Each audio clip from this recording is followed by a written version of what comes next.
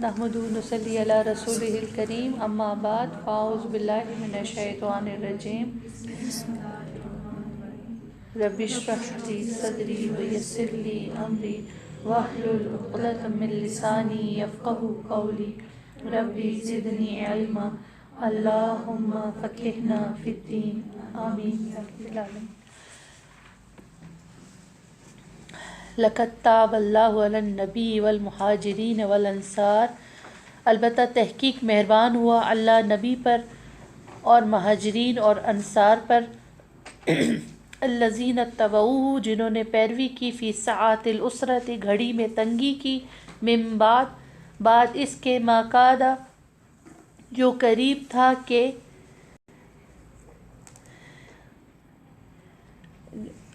تنگی کے جو قریب تھا کہ یازغ قلوب فریق منہم ثم تاب علیہم، جو قریب تھا کہ ٹیڑھے ہو جاتے دل ایک گروہ کے ان میں سے، پھر وہ مہربان ہوا ان پر، بے شک وہ ان پر بہت شفقت کرنے والا ہے، نہایت رحم کرنے والا ہے۔ کہ تحقیق مہربان ہوا اللہ نبی پر اور مہاجرین اور انصار پر، کن مہاجرین اور انصار میں سے کن پر؟ وہ جنہوں نے پیروی کی گھڑی میں تنگی کی، ٹھیک ہے، ساعۃ العسرہ میں جنہوں نے پیروی کی جبکہ قریب تھا کہ ٹیڑھے ہو جاتے دل ایک گروہ کے ان میں سے، پھر وہ مہربان ہوا ان پر۔ اب یہ جو مہاجرین انصار ہے ان کی الگ سے بات ہے، اور جو یہ فریق منہم ہے یہ ایک الگ گروہ ہے۔ یعنی آپ صلی اللہ علیہ وسلم نے تبوک کی دعوت دی تو 3 بڑے گروہ تھے، یہ 3 گروہوں میں آپ اس کو تقسیم کر لیں۔ ایک تھے مخلصین، جنہوں نے فوراً لبیک کہی۔ اب یہ مخلصین میں کون تھے؟ نبی کریم صلی اللہ علیہ وسلم، مہاجرین اور انصار۔ اور مہاجرین و انصار میں سے کون؟ وہ جنہوں نے آپ کی پیروی کی تھی، اور کس وقت کی تھی؟ ساعۃ العسرہ، تنگی کے وقت۔ ساعۃ العسرہ کیوں کہا گیا ہے؟ وہ تنگی کا کیا وقت تھا؟ کہ جنگ تبوک تنگی کا وقت تھا۔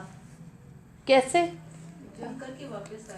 ہاں، 3-4 وجوہات ہیں۔ ایک تو موسم گرم تھا، شدید قسم کی گرمی، ٹھیک ہے، ہاں، پھر یہ کہ فصلیں پک کر بالکل تیار تھی، سفر بہت طویل تھا اور وسائل کی کمی تھی، اسی لیے اس لشکر کو جیش العسرہ بھی کہا گیا، جو یہاں کہا جائے نا ساعۃ العسرہ میں تنگی کے وقت، اس لشکر کو کیا کہا گیا؟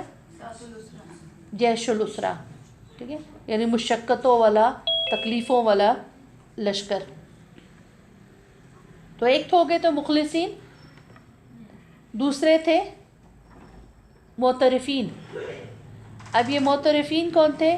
کہ جنگ کا اعلان ہوتے ہی تھوڑے دیر کے لیے جب انہوں نے سنا تو دل ان کے تھوڑے متزلزل ہوئے، ڈاماڈول ہوئے، تھوڑی دیر کے لیے وقتی طور پر گھبرا گئے، لیکن پھر فوراً رجوع کر لیا، توبہ کر لی۔ مطلب یہ کوئی بھٹکے ہوئے نہیں تھے،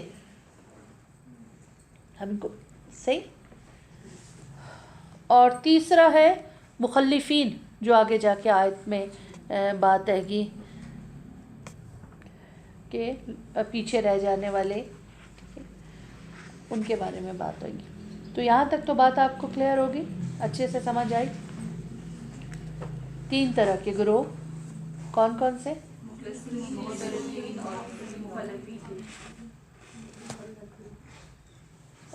اور معترفین، مخلفین اور معترفین۔ اب آگے دیکھتے ہیں، آیت نمبر 18 کو دیکھیں۔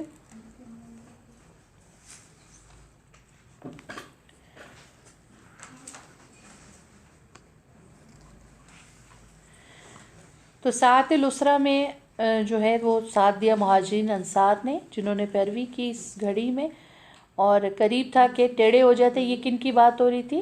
وہ جو وقتی طور پر ایسا ہوا، لیکن ہاں ڈاماڈول ہوئے، پھر ٹھیک ہوئے۔ آیت نمبر 118، وعلی الثلاثۃ الذین خلفوا، اور ان تینوں پر بھی جو چھوڑ دیے گئے تھے. اس کا ذکر پیچھے آپ آیت نمبر 106 میں شاید پڑھ کر آئے ہیں کہ وہ جن کا معاملہ جو ہے وہ کیا کر دیا گیا، یعنی ملتوی کر دیا گیا، پوسٹ پون کر دیا گیا تھا. اب یہ انہی کی بات تھی کہ کچھ کا کیا ہوا تھا، کچھ نے کیا معاملہ. اچھا چلیں اس کو آگے مزید دیکھتے ہیں. حتیٰ اذا، یہاں تک کہ وہ جو پیچھے جو چھوڑ دیے گئے تھے، جن کا معاملہ ملتوی ہو گیا تھا، یہاں تک کہ جب تنگ ہو گئی ضاقت علیہم الارض، ان پر زمین، باوجود اس کے کہ وہ کشادہ تھی، زمین کشادہ تھی، اس کے باوجود ان پہ تنگ ہو گئی، اور تنگ ہو گئے ان پر انفسہم، ان کے نفس، وظنوا، اور انہوں نے یقین کر لیا کہ اللہ ملجا من اللہ الا الیہ، کہ نہیں ہے کوئی جائے پناہ اللہ سے مگر طرف اسی کے. پھر وہ مہربان ہوا ان پر تاکہ وہ توبہ کریں. بے شک اللہ وہ بہت ہی توبہ قبول کرنے والا، نہایت رحم کرنے والا ہے. ٹھیک ہے، بہت اہم واقعے کی طرف اشارہ ہے، اور واقعہ 3 صحابہ کا ہے، اور میں نے نام بتائے تھے آپ کو. کیا؟ ایک مرارہ تھا، کعب بن مالک، مرارہ بن ربی، اور تیسرے ہلال بن امیہ. بچے آپ لوگ اتنے حیرانگی سے مجھے دیکھ رہے ہو کہ جیسے میں نے یہ پہلے کچھ ان کے بارے میں نہیں بتایا تھا. ٹھیک ہے، اتنی جلدی آپ بھول جائیں گے اس بات کو. کعب بن مالک شاعر تھے، اعلیٰ پائے کے شاعر تھے، بڑے مشہور شاعر تھے.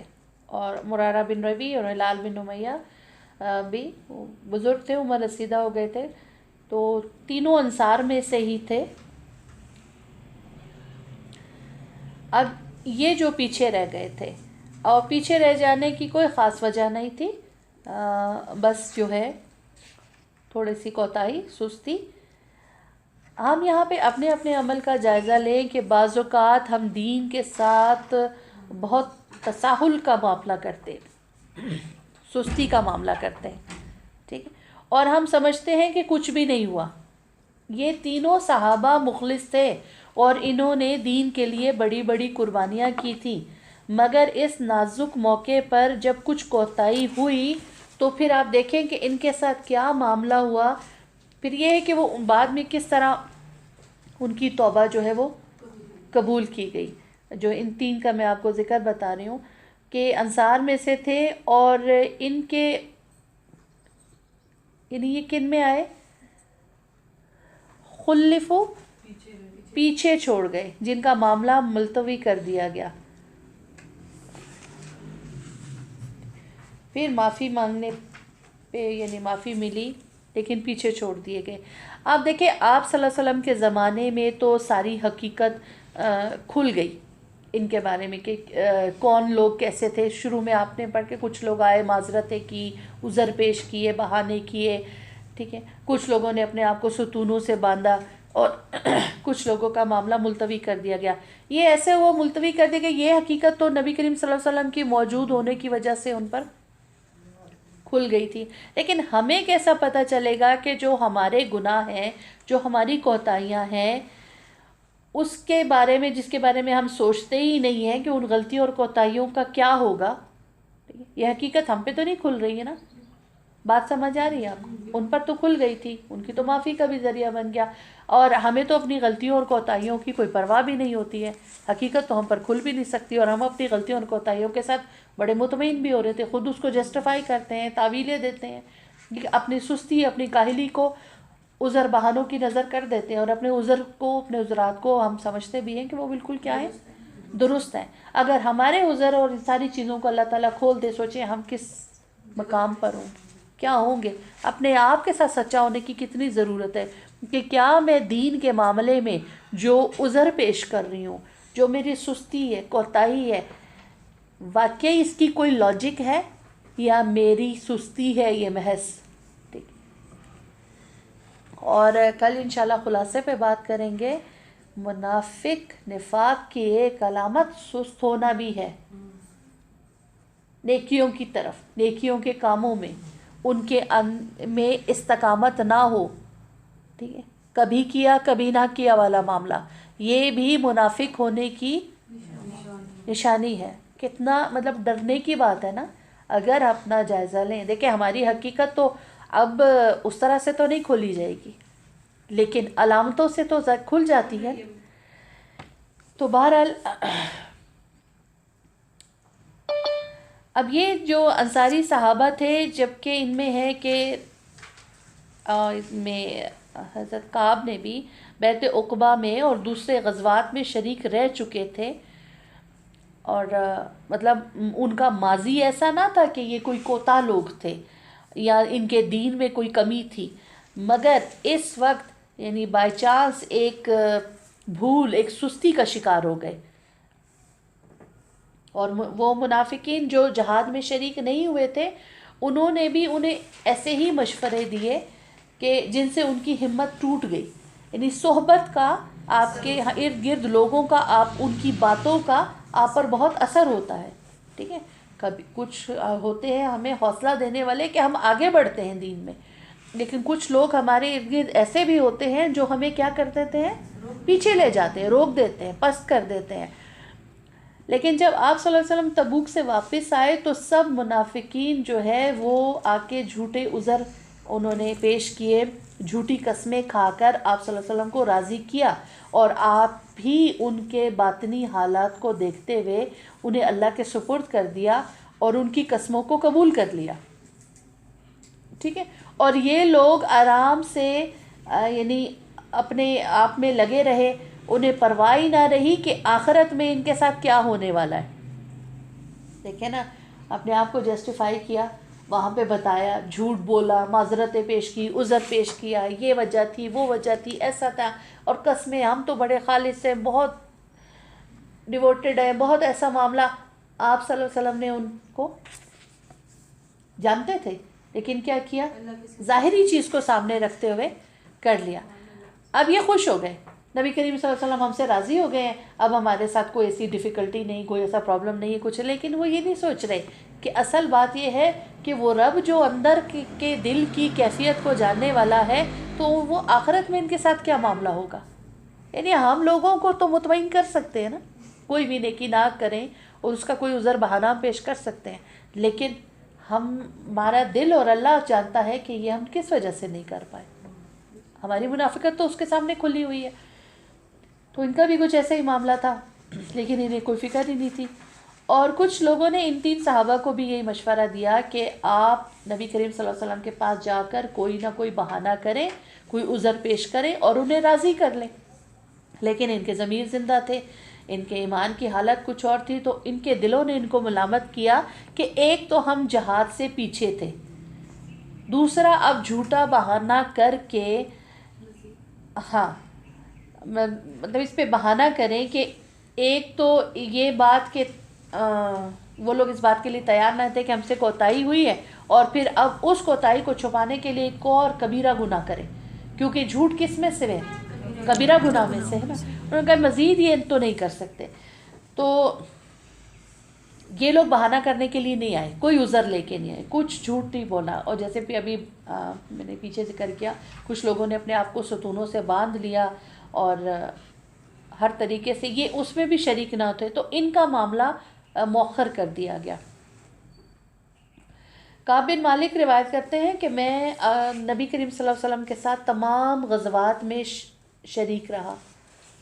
ٹھیک ہے، اور غزوہ بدر کا جو واقعہ ہے، کہتے ہیں کہ اس میں اللہ تعالیٰ نے سب کو شریک ہونے کا حکم نہ دیا تھا، اور جو شریک نہ ہوا اس پہ کوئی عتاب بھی نہ تھا، تو لہٰذا میں اس میں شریک نہ ہوا.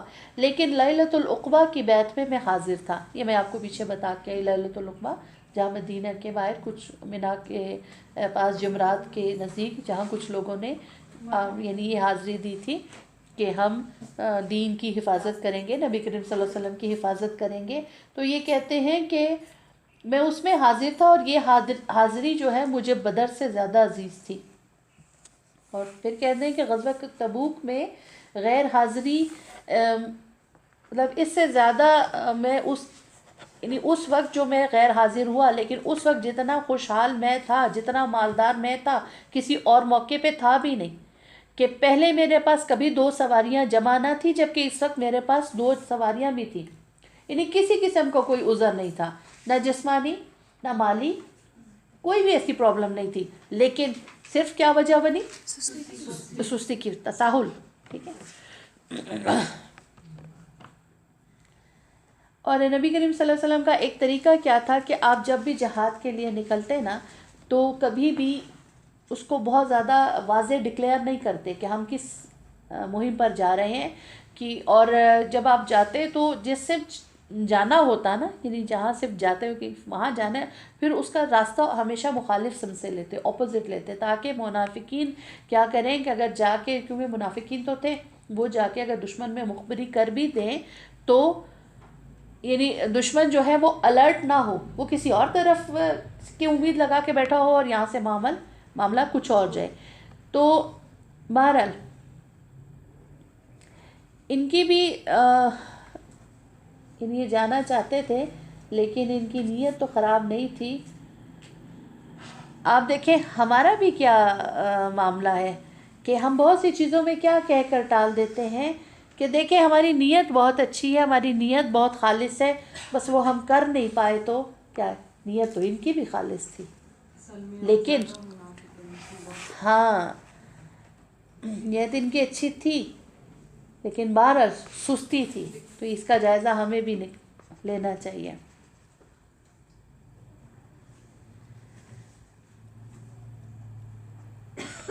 تو یہ کہتے ہیں، اپنا جو واقعہ بیان کرتے ہیں کہ جب میں نہ گیا اور نبی کریم صلی اللہ علیہ وسلم یعنی چلے گئے، تو مجھے صرف جو پیچھے اگر نظر آتے تھے لوگوں میں سے جو رہ گئے تھے، وہ بیمار، محتاج، معذور، اور وہ لوگ جو منافق تھے.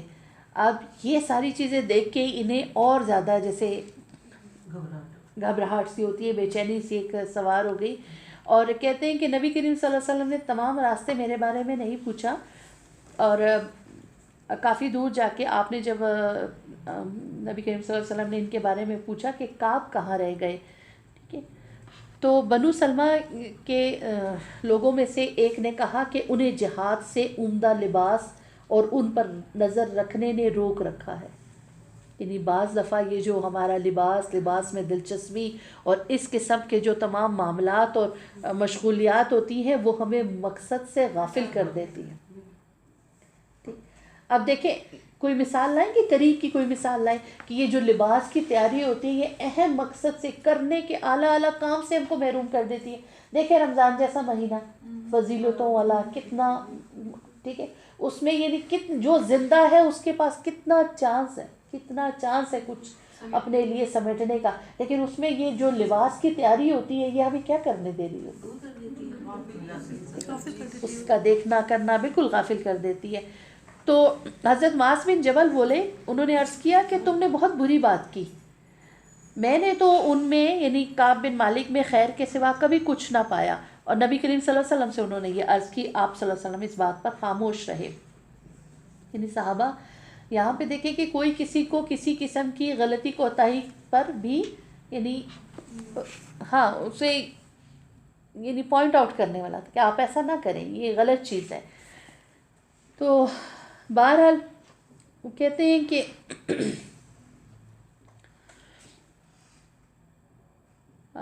یہ مارکا جب ہوا اور اس کے بعد واپسی ہوئی، نبی کریم صلی اللہ علیہ وسلم کی واپسی کی خبر ملی، تو کہتے ہیں مجھے بہت فکر لاحق رہی. یہ سارا ٹائم بھی انہوں نے اپسٹ ہی گزارا، اور کیونکہ پیچھے دیکھ رہے تھے نا کون سے لوگ رہ گئے.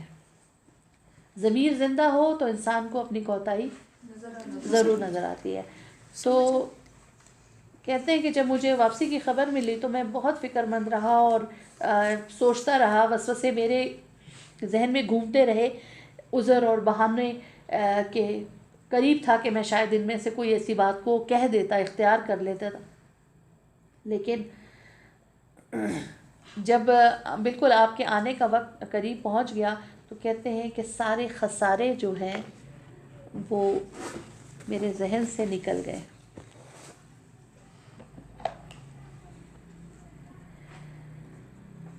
کہ میں نے سوچ لیا کہ میں آپ کی ناراضگی کسی ایسی بنیاد پر آپ کی ناراضگی سے نہیں نکل سکتا جس میں جھوٹ ہو، اور میں نے سچ بولنے کا ارادہ کیا کیونکہ مجھے پتا تھا کہ وہی چیز مجھے معافی دلا سکتی ہے۔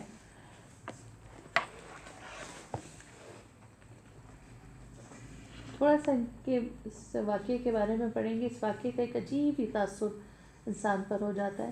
کہتے ہیں جب نبی کریم صلی اللہ علیہ وسلم تبوک سے واپس تشریف لائے تو حسب معمول آپ نے پہلے مسجد میں آ کے 2 رکعت نماز پڑھی، پھر آپ حضرت فاطمہ اور ازواج سے ملاقات کے لیے گئے۔ ٹھیک ہے، آپ کے یعنی سفر سے واپسی پر یہ آپ کا طرز عمل تھا کہ یعنی کتنی اہمیت، سفر سے واپس آئے ہیں تو اس کے بعد جو پہلا حق اس کے بعد جو ہے، یعنی آپ دیکھیں اس پہ ازواج کی بھی کتنی زیادہ فضیلت ہے، پذیرائی ہے، ان کا ایک حصہ تھا۔ ہمارے یہاں تو اس چیز کو اتنا نہیں کیا جاتا۔ آپ وہاں گئے، پھر آپ لوگوں سے ملاقات کے لیے بیٹھے۔ اس مجلس میں منافقین اپنے اپنے عذرات لمبی چوڑی قسموں کے ساتھ آ کر پیش ہوئے، اور انہوں نے اپنی قسمیں اور اپنے معاملے پیش کرنے شروع کر دیے۔ یہ 80 سے کچھ زیادہ آدمی تھے، اور نبی کریم صلی اللہ علیہ وسلم نے ان میں سے ایک ایک کی بناوٹی باتیں سنی، ان کے ظاہری عذرات کو، ان کے بہانوں کو قبول کیا، اور ان کے باطن کو خدا پر چھوڑ کر فرمایا کہ اللہ تمہیں معاف کرے۔ کہتے ہیں پھر میری باری آئی، مطلب ان کو بھی لوگ یہی سمجھا رہے تھے کہ آپ بھی کیا کریں، ایسا ہی کریں۔ کہتے ہیں کہ میں نے آگے بڑھ کر سلام عرض کیا، اور آپ صلی اللہ علیہ وسلم نے میری طرف مسکرا کر دیکھا، لیکن آپ کی مسکراہٹ ناراضگی والی تھی، یعنی مسکرائے ضرور آپ، لیکن آپ کی مسکراہٹ میں کیا تھی؟ ناراضگی تھی۔